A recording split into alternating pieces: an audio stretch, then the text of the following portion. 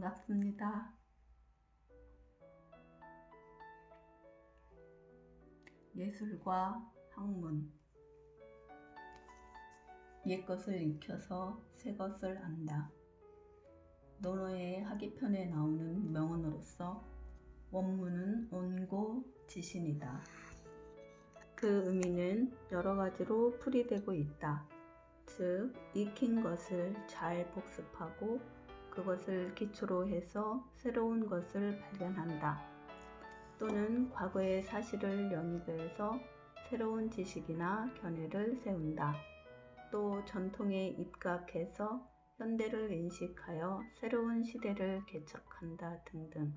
이 밖에 옛것을 간직하여 새것을 안다라고 해석도 하고, 옛것을 배워 마음속에 고이 간직해서 그것을 기초로 새로운 것을 깨닫는다는 뜻으로 해석하는 사람도 있다. 옛부터 동양에서는 이것이 학문하는 사람의 기본 자세로 생각해 왔다. 그리고 지금도 변함이 없다. 배우기만 하고 생각하지 않으면 어두우며 생각하기만 하고 배우지 않으면 위태롭다. 학문을 익혀서 그것을 스스로 응용하지 않으면 아무런 쓸모가 없다. 그리고 자기 멋대로의 생각 때문에 모르는 것을 배우려고 생각하지 않으면 독단적인 사람이 될 뿐만 아니라 학문의 진리를 영원히 깨닫지 못한다. 예를 들면 어떤 학설을 배웠을 때는 그 학설이 과연 옳은가를 스스로 생각해서 옳은 것이라면 그것을 응용해서 자기의 것으로 만든다. 만일 자기가 배운 학설이 옳지 않다고 판단되면 그 진리를 발견하는데 노력을 경주해야 한다. 그리고 무슨 생각이 떠오를 때는 그것이 옳은가, 옳지 않은가, 보다 더 좋은 생각은 없을까를 생각해보고 모르는 것은 남들에게 물어서라도 배워야 한다. 요컨대 학문과 사색은 병행되지 않으면 안 된다. 나는 가설을 만들지 않는다. 뉴턴. 가설이란 사실에 의하여 증명되지 않은 일종의 추측이다. 옛날이나 지금이나 인간은 상상력을 빌려 가설을 만들어 이야기한다. 그러나 미지의 사실을 만들어 말하는 것은 학문 위의 영역에서 비합리적이기 쉽다. 그러므로 뉴턴은 합리주의 시대의 과학자답게 가설을 부정하고 사실의 탐구를 강조한 것이다. 더구나 우리는 일상생활에서도 흔히 가설 때문에 쓰라린 경험을 갖게 되는 비극적인 사례를 가끔 목격한다. 이런 점에서 가설은 학문 위의 다른 부문에서는 삼가야 하는 위험물의 일종일 수도 있는 것이다. 나는 생각한다. 그러므로 존재한다. 데카르트. 나는 대체 무엇인가?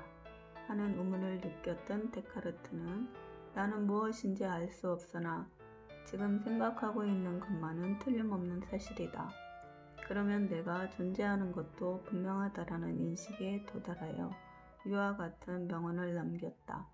그것은 인간을 생각하는 갈대라고 한 말과 같으며 동물과 인간을 구별하는 기준이 되기도 한다.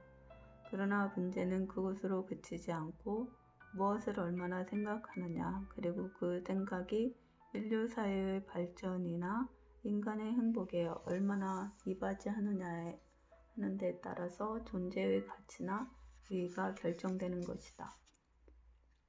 예술은 알맞는 위치에 놓일 때만 이익을 준다. 예술의 문제점은 가르치는 것이다. 그것도 사랑으로서 가르치는 것이다.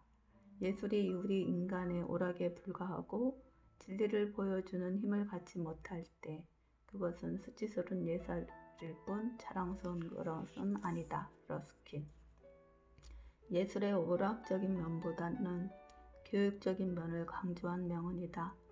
이에서 예를 든 톨스토이나 헬세의 명언과 같이 예술을 위한 예술보다도 인생을 높이 평가하는 말이다. 대체로 예술을 위한 예술이 자칫하면 오락으로 떨어지는 위험이 있음을 경계한 말이지만 진리 쪽에 치우치는 인생을 위한 예술은 예술성을 잃은 위험을 안고 있기도 하다. 깊고 무서운 진실을 말하라. 자기가 느낀 바를 표현하는 데 있어 결코 주저하지 말라. 로댕. 로댕은 또 이렇게 말했다. 설령 공정사상과 반대된다는 것이 분명할 때도 그렇다. 아마 처음에는 이해하지 못할 것이다. 그렇다고 하더라도 자기 혼자란 것을 두려워 말라. 친구가 반드시 생긴 것이다. 왜냐하면 한 사람에게 있어 깊은 진실은 모든 사람에게도 진실이기 때문이다. 공정사상이란 것은 국가의 정해진 사상 또는 종교로 정해진 사상이다. 일찍이 고대 그리스의 철학자 소크라테스가 이런 공정사상에 반대하여 자기의 객관적 진리로서 민심을 현혹시켰다 하여 사형당한 예는 너무도 유명하다. 근세에는 갈릴레이도 지동설로 인해 박해를 받았었다. 미는 어디에나 있다. 그것은 결코 우리의 시야 속에 없을 리가 없는데도 우리의 눈이 그것을 알아보지 못할 뿐이다. 미는 우리 인간의 육체나 생활 또는 주위의 풍경 등 어디서든지 발견할 수 있다. 실제로 많은 예술가들은 우리 인간의 육체나 생활, 주위의 환경 등 가장 가깝고 가장 흔한 소재 속에서 많은 미를 발견해 왔다. 그런데도 더러는 미의 대상을 발견할 수 없다고 애태우는 사람들이 있다. 그것은 그들의 주위에 있는 미의 대상을 알아볼 줄 모르는 그들의 어리석음 때문이다. 그러나 사상을 죽일 수는 없다. 모르강. 많은 성각자와 순교자들이 이런 말을 부르짖고 지배자의 강권 앞에 무참히 목숨을 잃었다. 이의 모르강의 말은 그의 저서 인간의 표시라는 제목의 소설에서 옮긴 말인데 나치에서 체포된 프랑스의 저항운동가들이 사형장에 끌려가면서 부르짖은 처절한 외침의 일절이다. 요즘도 세계의 여러 나라에서는 이른바 정치의 범이라 하여 상당한 사람들이 탄압을 받고 있다. 대개는 국내의 문제니까 함부로 있는 예는 드물지만 부당한 고문이나 압력 또는 채용에 의하여 사상가들의 활동을 극도로 제한하는 예가 많은 듯하다. 타인을 감동시키려면 먼저 자기가 감동하지 않으면 안 된다. 그렇지 못하면 죄 아무리 우수한 작품일지라도 생명이 길지 못하다. 밀레.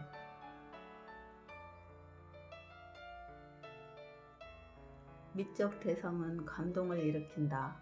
그러니까 미적 대상에 대해서는 발견자인 예술가 자신이 먼저 감동하게 되고 그는 그 감동에 도취된 상태에서 미적 대상을 작품화하여 타인을 감동시키게 된다. 훌륭한 예술 작품에는 이와 같은 감동의 연쇄가 따르고 있다. 그러나 예술가는 경우에 따라 아무런 감동도 없이 거의 기계적으로 작품 활동을 하는 경우가 있다. 외부 요구에 의해서 기계적으로 생산하는 경우가 하나의 예인데 이런 경우는 10중8구 실패작을 낳고 만다. 그리스의 예술작품이 아름다운 국민의 정신을 나타낸 것이라면 미래의 예술작품은 모든 종족상의 장벽을 넘어서 비약하는 자유로운 인류의 정신을 나타내지 않으면 안 된다. 바그너. 고대 그리스의 예술작품은 그 나라 국민의 특유한 정신을 반영하고 있다. 이와 같이 종래의 세계 각국의 예술작품은 이른바 민족성을 기초로 해서 그 특성을 갖추고 있다. 그러나 근래에 와서는 교통통신의 발달에 의하여 이른바 국가 간의 거리라든가 민족 간의 생활의 차이 등이 많이 좁혀져 세계적으로 어떤 공통성이 많아지고 있다. 이런 경향은 비단 예술 분야에서뿐만 아니라 다른 분야에서도 마찬가지 현상이어서 민족성보다는 세계성이 중요시 되고 있다. 우리가 학문을 하는 데에는 먼저 경무를 하지 않고서는 아무 소용이 없다. 서경덕. 서경덕은 송도 3절의 하나로 꼽힌 화담 선생이다. 그의 나이 18세 때 대학을 읽다가 치지 경물, 지식을 극진히 하여 물 자체에 도달한다 라는 대목에서 이와 같이 말했다 한다. 사물의 이치를 먼저 연구하여 궁극에 이른다는 뜻이다. 이른바 학문의 정도이다. 그러나 요즘은 주입식 교육이라고 해서 이치는커녕 뜻도 잘 모르는 말을 무조건 암기하는 문법이 너무 쓰이고 있다. 물론 이렇게 해서라도 많이 암기하는 것이 중요하기도 하겠지만 아무리 많은 것을 암기한다 해도 그 뜻을 모른다면 그야말로 암기했다는 뜻밖에는 아무데도 필요한 곳이 없을 것이다.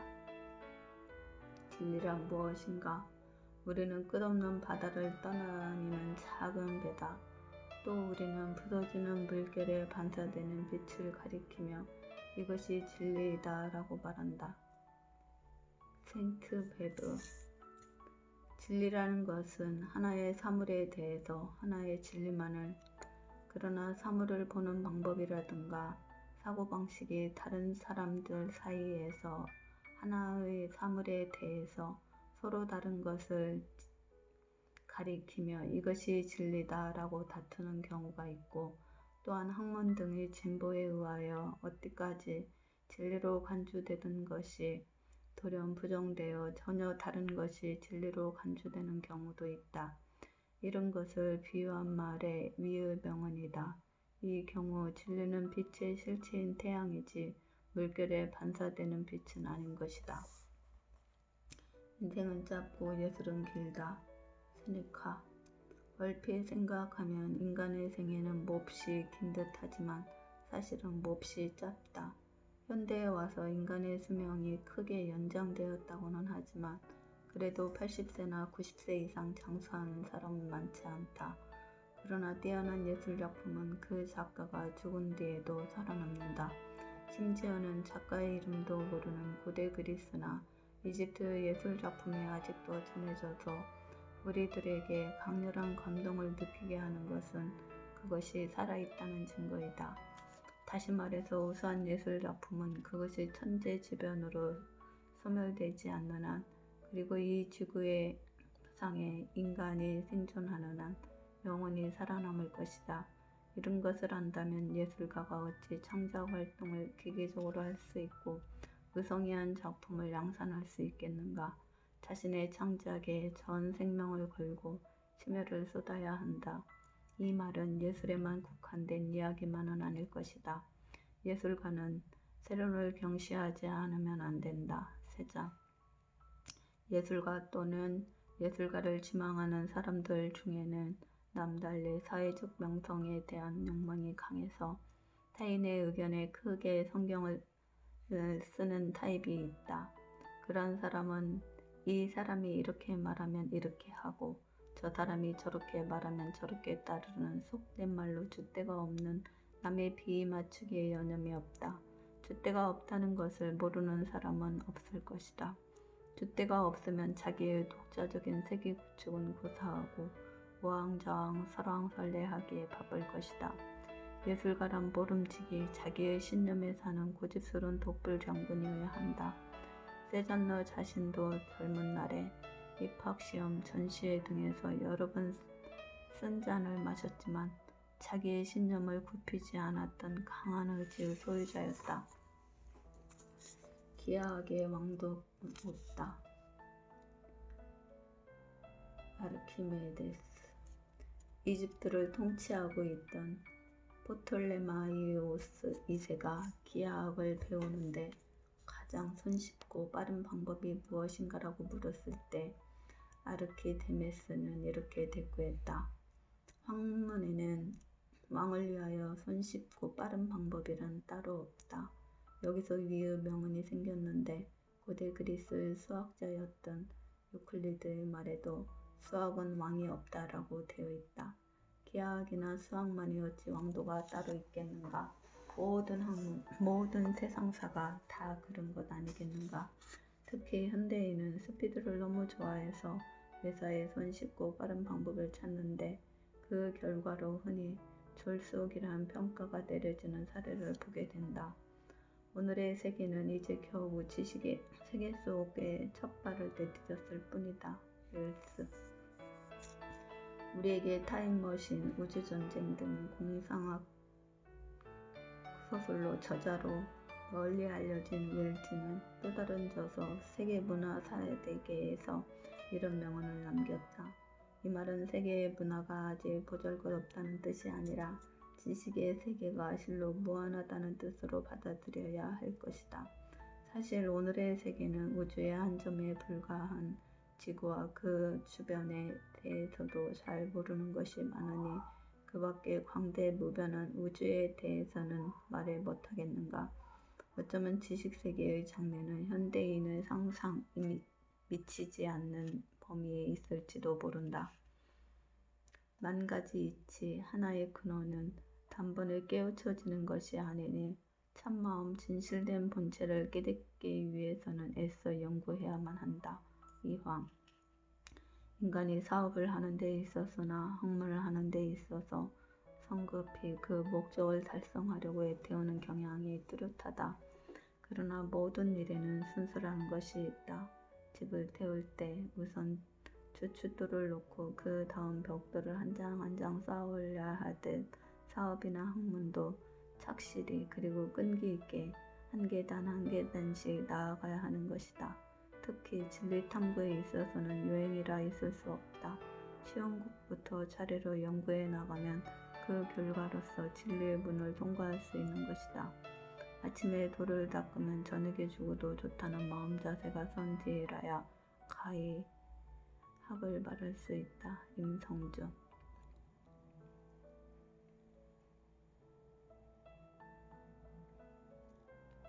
학문을 함에 있어 가장 주의할 것은 간단이다.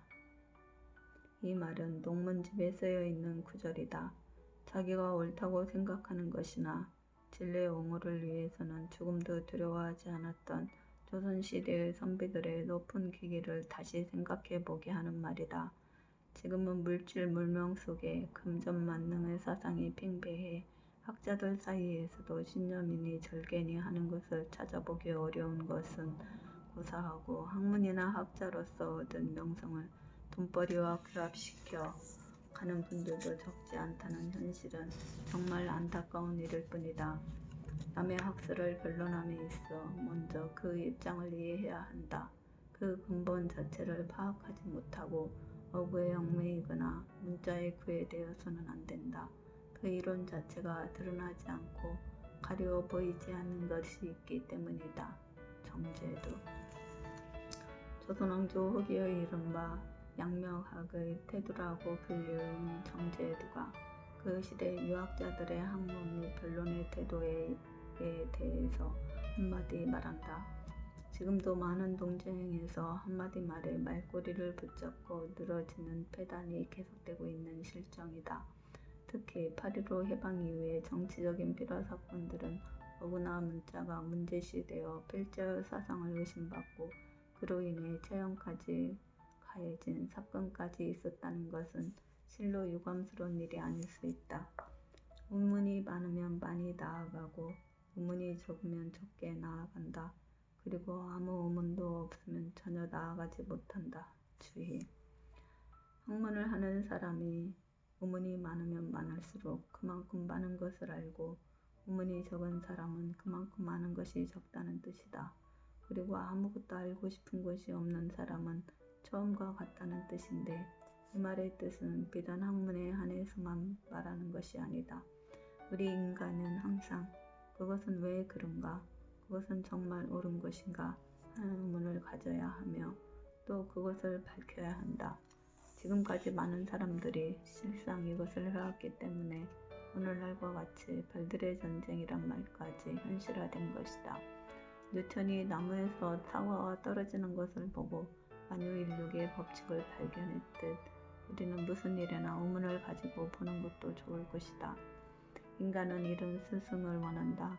제자에게 처음에는 판단을 가르치고 그 다음에는 지혜를 가르치고 마지막으로는 학문을 가르치는 스승을 칸트. 최근 우리의 학교 교육은 학문을 가르치는데 너무 편중돼 있다. 그 결과 학생들은 교과서나 노트를 외우기에도 진저리를 느낀다. 그렇게 하지 않으면 진학은커녕 취직시험에도 붙을 수 없기 때문이다. 교과서나 노트를 외우다 보면 인간에게 가장 중요한 판단력이나 지혜를 갖출 여과도 없이 자기도 모르는 사이에 무분별한 행동을 저지르는 결과를 낳고 만다. 오늘날 사회 문제까지 심각하게 대두되는 불량 학생, 불량 청소년은 오늘날의 입시 위주 교육을 하는 학교 교육에도 그 책임이 없다고 단언 못할 것이다. 이 칸트가 한 말은 오늘날 학교 교육 자체가 어디에서부터 잘못되어 있는가를 반성케 해주는 말이다. 학문이 있는 사람이란 책을 읽어서 많은 것을 아는 사람이다. 교양이 있는 사람이란 그 시대에 맞는 지식이나 양식을 몸소 행하는 사람이다. 그리고 유독한 사람이란 자기 인생의 의의를 알고 있는 사람이다. 돌스토이. 학문이나 교양을 가졌다고 해서 그 사람을 덕이 있는 사람이라고 할 수 없다. 뛰어난 변론이나 정치적 수완도 인간의 적성과는 관계가 없다. 유독한 사람이란 학문이나 교양을 바탕으로 인생을 충분히 이해하는 신뢰와 사랑으로 이웃과 화목하게 지내는 사회질서 유지, 이바지하는 것이 중요하므로 우리의 사회에서 필요로 하는 그런 사람을 덕이 있는 사람이라고 한다. 식사의 목적과 사명을 쾌락하라고 생각하는 사람에게는 식사의 참된 의미가 이해될 수 없다. 예술도 마찬가지다. 예술의 목적이 쾌락이라고 생각하는 사람에게는 예술의 참된 의의와 사명이 이해될 수 있다. 인간이 밥을 또는 음식물을 섭취하는 목적은 우리 몸에 필요한 칼로리를 섭취하기 위한 것이지 단지 음식물의 맛을 즐기려고 먹는 것은 아니다. 요리하는 사람이 음식의 맛을 좋게 하려는 것은 먹는 사람의 미각을 만족시켜 줌으로써 식욕을 증진시켜 보다 많은 영양을 섭취케 하기 위한 것이다. 예술도 마찬가지다. 예술가는 작품을 보는 사람, 듣는 사람, 읽는 사람의 정신에 영향을 공급하기 위해서 예술에 종사하는 사람이다.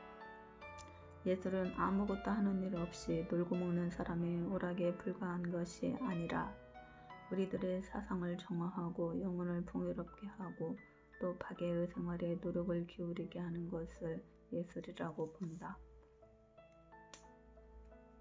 학문이나 예술도 인간의 다른 활동과 마찬가지로 그 실용성이 크면 컸지 못한 것은 없다. 예를 들면 참된 학문은 우리들의 실생활의 밑바탕이 되는 것이며 예술 또한 마찬가지다. 19세기 프랑스의 소설가이며 시인인 빅트로 이구는 이렇게 말했다. 예술을 위한 예술도 아름답지만 발전을 위한 예술은 더욱 가치가 있다. 요컨대 이의 말들은 학문이나 예술이 유한계급의 준용물이 아님을 강조한 말들임을 잊지 말자. 과학자는 비판 정신을 존중하지 않으면 안 된다. 파스테르. 이 말은 파스테르가 1888년 그의 용서 낙성식에서 행한 연설의 일부분이다. 그의 연설을 조금 더 인용해 본다. 어떤 새롭고 중요한 과학적 발견을 했다고 굳게 믿는 경우에도 그것을 함부로 발표해서는 안 된다. 며칠이건 때에 따라서 몇 년이 걸려도 반대되는 모든 가설을 검토하고 결정적으로 자기의 발견이 옳다고 증명해 보일 수 있을 때 비로소 자기의 발견을 발표해야 한다. 이를 위해서는 비판 정신을 존중해야 한다. 물론 비판만으로는 새로운 사상을 일깨워줄 수 없고 큰 사업을 추진할 수도 없지만 비판이 없으면 모든 것이 튼튼한 기초를 갖추지 못하기 때문이다. 최후의 결정은 이 비판 정신에 좌우된다. 인간은 새로운 발견에서 약보다도 선을 끌어낸다. 피에르 큐리. 이 명언을 말한 큐리의 강연 1903년 노벨 물리학상 기념 강연을 조금 소개할 필요가 있을 것 같다. 라듐은 범죄자의 손에 들어가면 매우 위험한 물질이 될 수 있다. 사람들은 이런 의문을 느끼게 될 것이다. 인간이 자연의 비밀을 알아내는 것은 과연 유익한 일인가? 오히려 그런 지식은 인간에게 해로운 것이 아닐까 하고 노벨의 발견이 그 좋은 예이다. 강력한 폭약이 여러 나라 사람들을 전쟁에 힘몰아 넣는 범법자의 손에 들어가면 무서운 파괴의 수단이 된다. 그러나 나는 노벨처럼 생각한다. 인간은 새로운 발견에서 악보다도 선을 끌어낸다고. 인생은 살만한 가치가 있다는 것이 곧 모든 예술의 궁극의 내용이며 그것도 또한 예술가에게 더 없는 유한이 된다. 에세. 예술의 목적은 인생이란 어떤 것인가 하는 물음에 답하는 데 있다. 라고 흔히들 말하지만 헤세는 한 걸음 더 나아가서 예술의 궁극의 내용은 인생이 살만한 가치가 있다는 것을 보여주는 것이라고 말하고 또한 인생이 살만한 가치가 있다고 하는 것은 예술가에게 위안이 된다고 말한 것이다. 그의 자서전적 소설 수레바퀴 밑에서나 케르트루트의 등에서 그 자신이 청년기에 자살의 위기를 겪은 이야기가 나오거니와 그 자신이 그러한 위기를 통해서 인생은 살만한 가치가 있다라는 해답을 얻고 또 이 답에서 많은 위안을 느낀 것이다. 인간의 사랑이 있는 곳에는 학문에 의해 사랑도 있다. 히포크라테스. 우리는 왜 학문을 하는가? 그것은 인간을 사랑하고 인류의 발전과 행복에 이바지하고 싶어 하기 때문이다. 어떤 점에서 인간의 사랑은 학술의 기초나 다름없다. 우리가 나치 독일의 학자들, 특히 의학자들을 이단시하고 심지어는 죄인으로 몰아붙이는 것은 그들이 인간에 대해 사랑이 결핍되어 있었기 때문이다. 그들이 건강한 사람을 실험실에서 병들게 하고 불구자를 만들고 나아가서 죽이기까지 한 것은 결코 학문을 사랑했기 때문에 그랬던 것은 아니다. 오직 전쟁의 승리에만 눈이 어두워 거듭된 정치적 목적이 작용한 때문이다. 뛰어난 회화는 훌륭한 요리법과 같은 것으로서 맛볼 수는 있으나 설명하기는 어렵다. 블라멩크. 피카소도 다른 표현이지만 비슷한 얘기를 하고 있다. 미에 대해서 아카데믹한 훈련 따위는 속임수다. 우리는 기만당하고 있었다. 더구나 진실의 그림자 한 조각도 되찾을 수 없을 만큼 교모하게 기만당하고 있었다. 파르테논, 비너스, ним프, 나르시스의 미 따위는 모조리 거짓이다. 예술은 미의 기준의 적용이 아니다. 본능과 두뇌가 어떠한 기능도 초월하여 창조한 것이다. 우리들의 여성을 사랑할 때 우리들은 그녀의 손과 발의 치수를 재는 일부터 시작하지는 않다. 무엇에나 기존을 적용하고 싶어하는 나머지 사랑에까지 그것을 미치도록 하고자 하지만 도스토옙스키는 보다 강력히 말했다. 그것은 참으로 무서운 것이다. 그것이 무섭다는 것은 그것을 규정할 수 없기 때문이다. 미란, 상상 세계에서만 적용되는 것이며 그 본질적 구조 속에 이 세계에 감추고 있는 가치다. 샤르트르. 샤르트르는 프랑스의 유명한 실존 철학자로 하이데거와 후슬의 영향하에 그 자신의 현상학적인 존재론을 전개하였다. 그는 데카르트적 자아를 넘어서 인간은 하나의 실존의 존재임을 밝히고 실존은 본질에 앞서며 또한 실존은 주체성이라는 명제를 제시하기도 했다. 그런 그가 미에 대해 말한 짧은 구절 속에서도 실존과 본질의 문제를 놓치지 않고 있는 것이다. 시민이나 소설가들의 미와 예술에 대한 견해가 단지 아름다움을 찬양한 내용이라면 철학자인 샤르트르가 엄격하는 미란 철학적 분석으로서 읽는 사람들로 하여금 다른 느낌을 갖게 한다. 나의 예술은 가난한 사람들의 행복을 위해서 바쳐지지 않으면 안 된다. 베토벤. 역사상 최고의 작곡가로 지목되며 고전파 음악의 완성자, 낭만파 음악의 창시자로 불리는 베토벤은 힘겨운 삶을 살다 간 사람 중에 하나다. 어린 시절엔 경제적으로 음악적 명성을 얻고 난 뒤에는 음악가에게 가장 귀중한 청력을 이룸으로써 많은 시련을 겪었던 것이다. 반면에는 후원자이던 귀족들이 프랑스 혁명으로 몰락해버려 고생이 계속되었다. 그래서 완전히 청력을 잃은 뒤로는 홀로 고독한 세계에 틀어박혀 일반인에게는 이해되기 어려울 만큼 영상적인 작품을 쓰기 시작했다. 그러다 1827년 3월 24일 격렬한 뇌우가 쏟아지는 가운데 그는 쓸쓸하게 57년의 생애를 독신으로 바쳤다. 그런 그가 자신의 예술을 가난한 사람들의 행복을 위해서 바친다는 말은 결코 감상적으로 들리지 않았다. 예술가는 그 작품에 종속한다. 작품이 작가에게 종속하는 것이 아니다. 노발리스. 이것은 어떤 예술 장르보다 소설이나 시 같은 문학 분야에서 널리 쓰이는 말이다. 작가는 작품으로 말한다라고도 하는데 이 또한 작가가 자신의 작품에 대해 자기의 사상이나 표현 기법 등을 직접 설명하기보다 이미 작품이 세상에 나온 이상 그것을 세평에 맡겨야 한다는 뜻이리라. 김어거리, 소경, 벙어리는 삼중의 고통을 딛고 여러 작가이자 사회사업가가 된 헬렌 켈러도 문학은 나의 유토피아다. 여기에서 나는 권리의 침해를 당하지 않는다. 어떠한 감각의 장력도 내 책 동무들의 향기롭고 우아한 이야기를 가로막지 못한다. 그들은 아무런 거리낌이나 어색함이 없이 나에게 이야기를 건넨다. 라고 작가와 작품 사이의 관계를 설명한 바 있다. 하지만 이렇게 작품이 작가에게 편안하고 친숙한 느낌을 갖게 하는 것은 그 작품을 세상에 내보내기 이전일 뿐이다.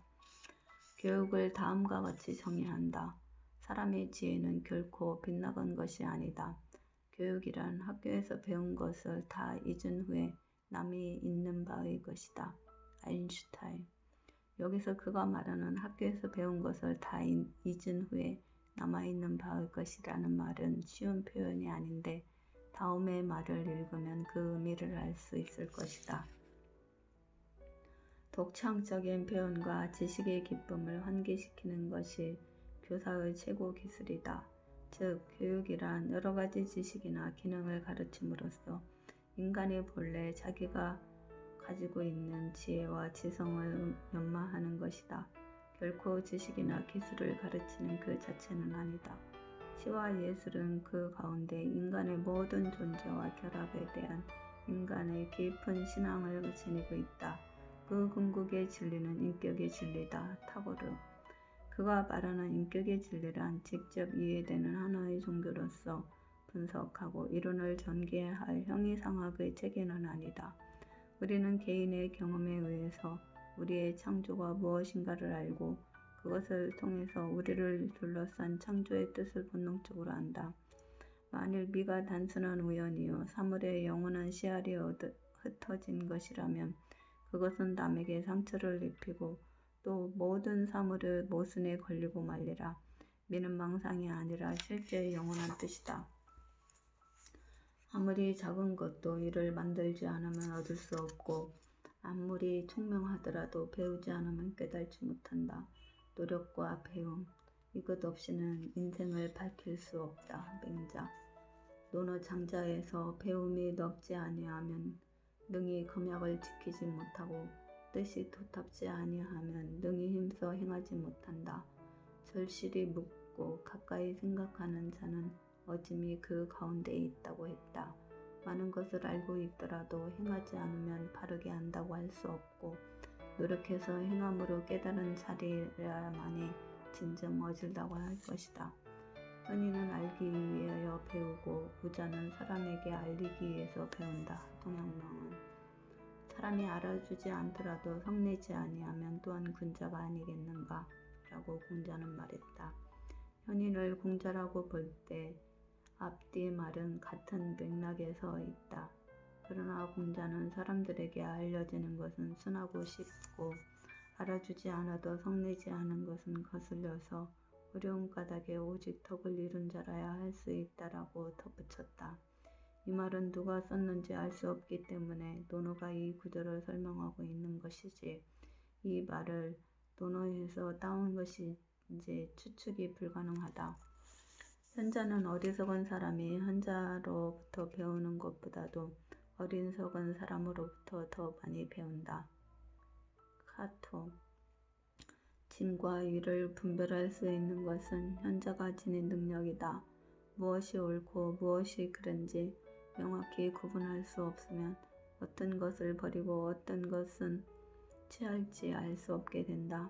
그런 뜻에서 진리를 파악하지 못하는 우매한 사람이 현자로부터 얻어서 취하는 장점들은 극히 적을 것이라는 얘기다.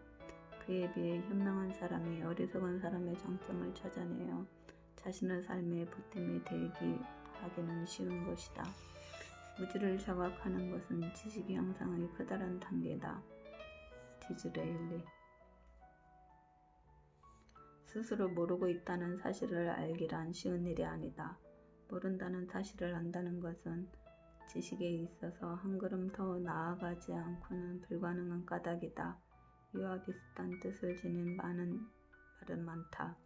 예지를 지니기 위하여 우리는 무지를 지니지 않으면 안 된다는 드라이즈의 말도 그 순순히 틀리진 않지만 통하는 데가 있다. 모든 인간의 본성은 아는 것을 욕망하기 때문에 무지라는 밭을 개간하고 일구어서 예지의 싹을 틔울 것은 당연한 이치다.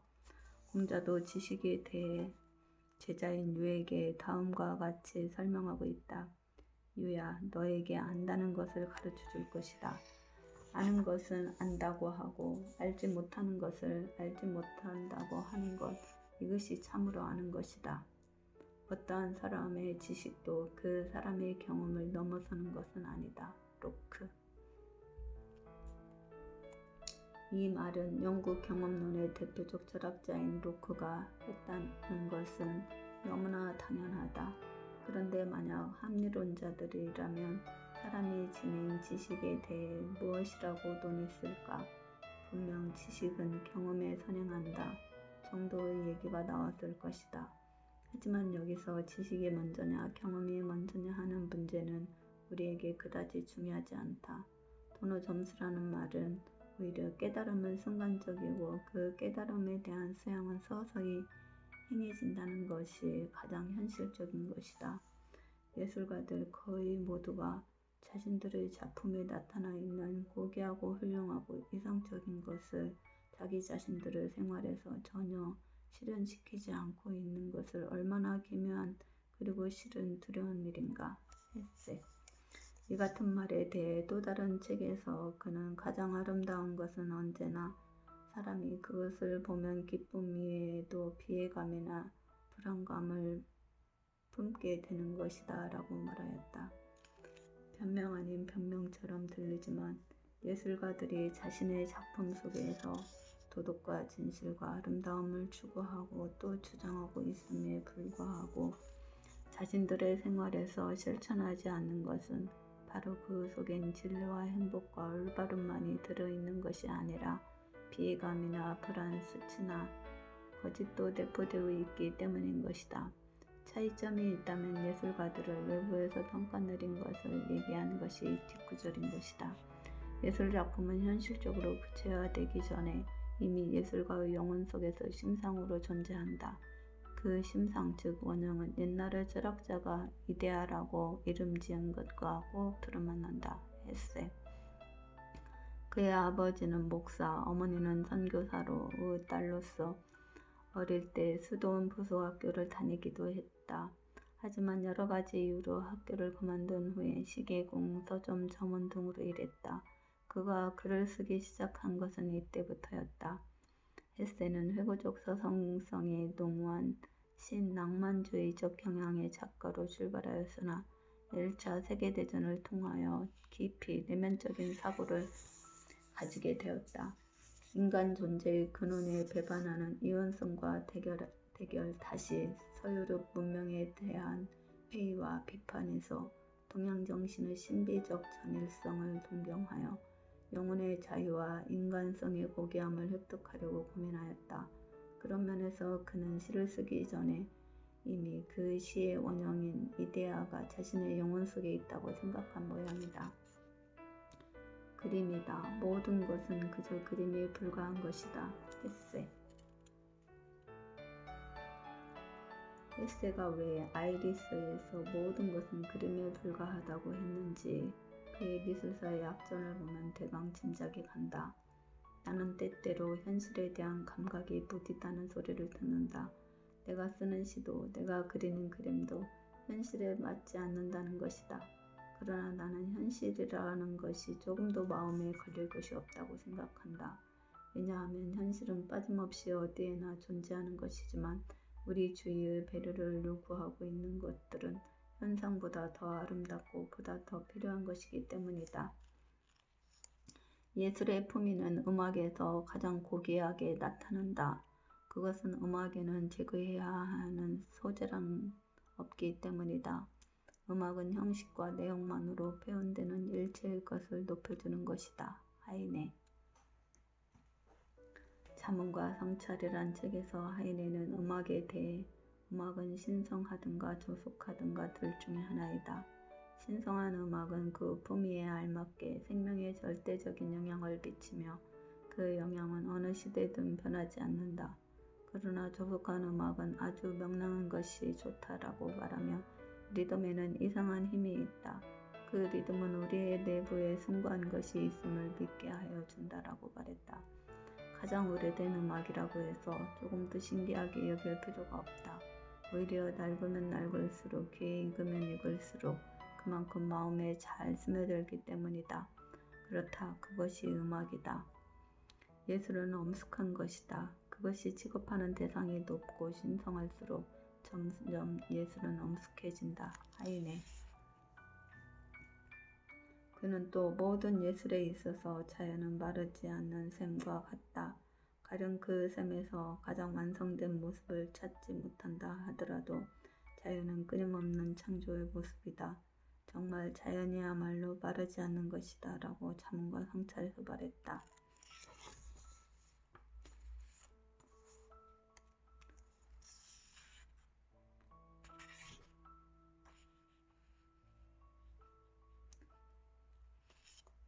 사망은 그는 처음엔 낭만파에서 출발했으나 유태인에 대한 차별의식과 7월 혁명의 현실에 부대낀 탓으로 두 개의 분열된 요소가 항상 그를 지배, 달콤한 낭만적 색채 속에서 냉혹한 현실에 대한 냉소가 숨어 있는가 하면 열렬한 애국심의 이면에는 편협한 독일 사람에 대한 반항이 불타고 있었다.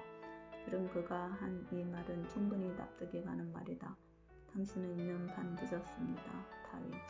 생후 2년 6개월 된 아이의 어머니가 타인에게 교육은 언제부터 시작하면 좋겠습니까? 라고 물었더니 그가 그 아이의 어머니에게 이미 2년 반이 늦었습니다. 라고 답했다고 전해지는 유명한 에피소드다. 교육은 태어났을 때부터 바로 시작해야 하는 것으로서 2살 반이 되었을 때까지 시작하지 않았다면 그 어머니는 2년 반이 늦었다는 것이다. 이같이 교육은 태어났을 때부터 자연스럽게 시작해야 한다는 말은 이 외에도 많다. 그리스의 철학자 프로타고루스라는 단편에서 교육은 천성과 훈련을 필요로 한다. 사람은 젊었을 때부터 공부를 시작해야 한다고 말하였다. 또 프랑스의 사상가 몽테뉴는 우리들의 최악의 부덕은 우리들이 가장 어렸을 때의 버릇에서 시작하고 우리들의 주요한 교육은 유모의 주중에 있다라고 말했다. 자식이 태어났을 때부터 무엇인가 가르침을 받고 배운다는 점을 의식해서 접촉하는 것이 주위 사람들에게는 필요하다. 소녀는 곧 늙고 학문은 이루어지기 어렵다. 한 채의 시간도 가볍게 여기지 말라. 이 구절은 연학을 권유하는 유명한 말이다. 청각을 아끼고 공부해도 어느새 나이가 든다는 이 말은 누구나 공감할 수 있는 무게가 있다. 지금 이때 배우는 것이 중요하다는 것을 말하는 주자의 말에는 다음과 같은 것이 있다. 오늘 공부하지 않고 내일이 있다고 말하지 말라. 금년에 배우지 않고 내년이 있다고 말하지 말라. 중국 고대 한나라 때에 씌워진 회남자에는 배우는 데 여가가 없다는 자는 여가가 있어도 배울 수가 없다라고 했다. 배우는 여가는 반드시 자기가 만들지 않으면 안 되고 그렇게 할 마음만 있으면 만들 수 있는 것이다. 위대한 예술가는 영혼에 응답하는 영혼의 노래를 듣는다. 노댕. 유명한 예술가들 가운데는 실제로 살아있을 당시 크게 빛을 보지 못한 경우가 많다. 작품이 말하고 있는 것은 동시대인으로서 이해하기 불가능했거나 또는 몇몇 사람들만 이해했을 따름이다. 그러나 그들은 시대의 비평에 귀를 기울인 것이 아니라 영혼의 소리에 귀를 기울였다. 그러나 요즘도 세상의 이목이나 비판적 평가 때문에 그것을 쫓거나 피해서 예술활동을 하는 사람들이 있다. 위대한 예술가라고 평가받을 사람이 그들 속에 있을지는 의문이다. 세상살이도 그와 같은 것이 아닐까? 미는 자연법칙의 숨은 표현이다. 만약 미로 되어 나타나지 않는다면 그러한 자연법칙은 영원히 우리에겐 숨겨진 채 그대로 있을 것이다. 개태. 그는 이어 나는 결코 문학적 목적을 가지고 자연을 관찰한 일은 없다. 하지만 이전에 풍경화를 그렸기 때문에 그리고 그 뒤의 자연 연구에 의하여 자연적 대상물을 끊임없이 쇠사에게 보는 버릇이 붙은 것으로서 나는 자연의 세부에까지 정통해 있고 무엇인가 필요하게 된 경우에는 자연은 내 마음대로 되고 함부로 진리에 반하지 않는 이익을 얻었다라고 했다. 자연과 미, 자연과 예술의 관계는 예술과 인간이 지니는 연결고리보다 더 강하게 묶여진 것 같다.